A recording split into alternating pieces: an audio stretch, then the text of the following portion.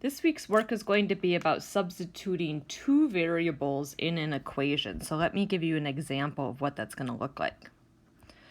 So the question is, how do you solve equations where you must substitute two variables? And the good news is when we have two variables, it's just like when we have one variable. So we do the same thing. So for this problem, problem number 1, it says 3z minus f. Use z equals 7 and f equals 2. Okay, so I have to substitute 7 for z, and then I have to do 2 for f.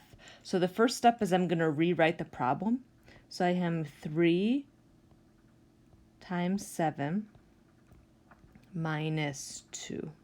Okay, another way I could write that would be, I could have written 3 times 7 inside of parentheses minus 2.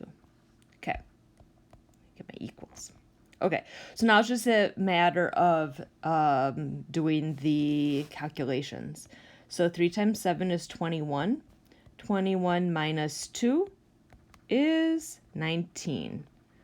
Okay, that wasn't very hard. Let's try another one and see how we do. Here's a little bit more practice. So for this one, let's do 2. We have 6f plus x, where f is 3. So I have to substitute a 3 for the f, and then the x is 9. Okay, so I'm going to write 6 times 3 plus 9. Okay, 6 times 3 is 18. 18 plus 9. I have to add 18 plus 9 is 27.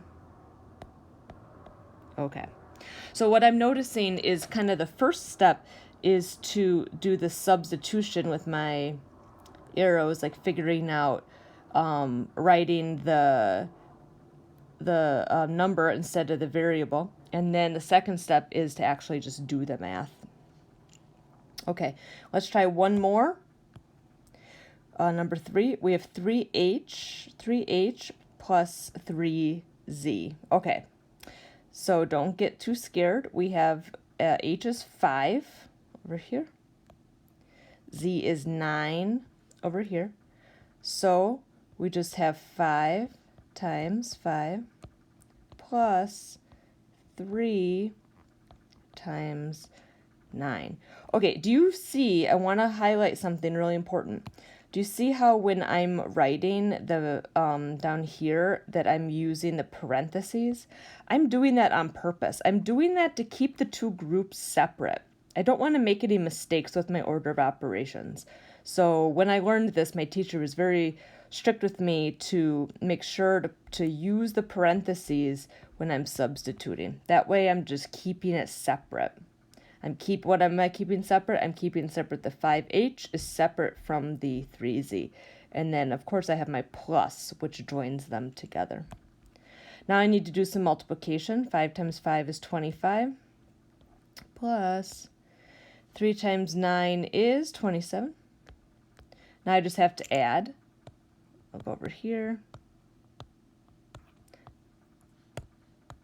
52.